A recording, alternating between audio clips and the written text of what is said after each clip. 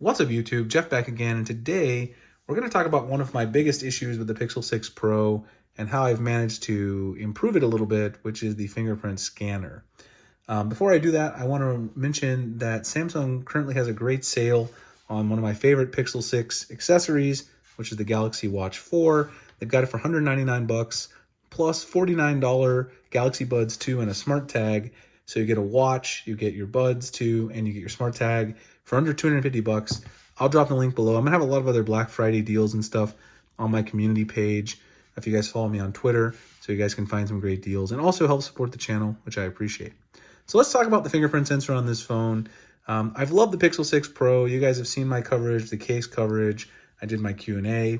I love the phone overall, but the thing that's been the most annoying to me is the fingerprint sensor. It's not nearly as good as the sensor on the Galaxy S21 Ultra, which, you know, is a pretty good sensor overall. It's got the ultrasonic scanner on it.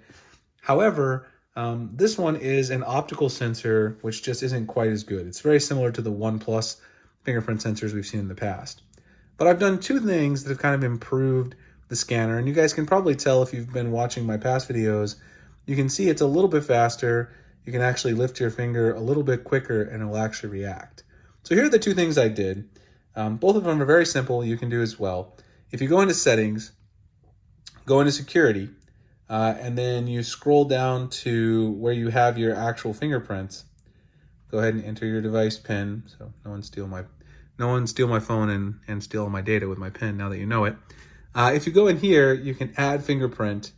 And what I would recommend is adding multiple fingerprints for the same finger. So what I've done with this thumb, my right thumb in particular, is my right thumb is actually finger 1. It's also finger 3.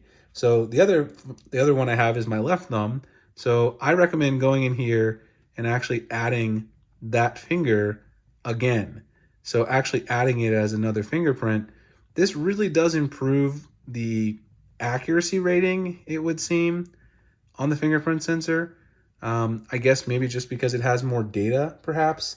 This has worked for me on many phones in the past, so this really isn't a new thing, but it is something I'd recommend, and it's something that seems to help with the fingerprint sensor overall.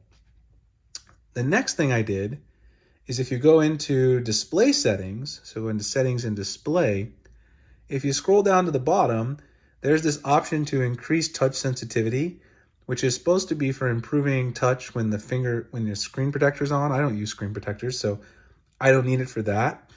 But someone did suggest, I think it was Zach Talks Tech on Twitter, that you turn this on. And when I turned that on, I noticed instantly that it sped up the fingerprint sensor and also made it more accurate, which means less false unlocks and things like that, where it doesn't actually register your fingerprint. So those two things together have actually been quite good for me. Another thing that you can also do that I've also found to help as well, actually a third thing I just thought of, I have it turned off right now because sometimes I don't use always on display when I'm at work. But if you turn on the always on display, which on the Pixel is of course just basically, it's not really a true always on display. But if you turn on the always on display, you can also get a little bit of a speed up. Like I said, I had that on for a little while, but it's not something I use typically quite as often. But if you do turn on the always on display, that can also help speed up the fingerprint sensor a little bit more. It seems like maybe because it's just already resting there. And also, of course, there's the benefit of that. You don't have to double tap your phone to wake it up and then use the fingerprint sensor. That is actually another one of my really big gripes with this phone is you can see, right, if I just lay my finger here, it doesn't automatically register the fingerprint sensor. On the S21 Ultra, you can have the screen completely off, not with the always on display on either, or tap to wake, and you can actually get into the phone. On this one, you can't do that. That, I guess, maybe that has something to do with the ultrasonic versus the optical, but it's not something that I really like because, like I said, I don't always keep always on display when I'm working just because sometimes I find it can be distracting. If you see notifications coming in, things like that.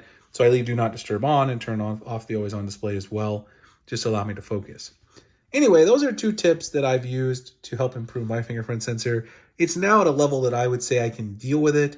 Still not as fast as my S21 Ultra, which is probably the fastest fingerprint sensor to me that I've used. and also the most robust because I can unlock it from anywhere. Otherwise, I've had great experience with this phone. Battery life's phenomenal. Camera's amazing. I've had no performance issues with Tensor, honestly, so I'm loving it otherwise. I will have a full battery analysis because I know people wanted to see that. I've been tracking it in some Excel spreadsheets, but it's been great. I can't complain overall. Anyway, if you guys did enjoy the video, please like, comment, subscribe. You can find me on Twitter below if you want to follow me there. Like I said, the deal below, Galaxy Watch 4, if you want to check that out for $199. I'll have some more of that stuff coming, holiday stuff. Let me know if there's anything else you guys want me to review, and I'll see you guys in the next one. Thanks a lot for watching.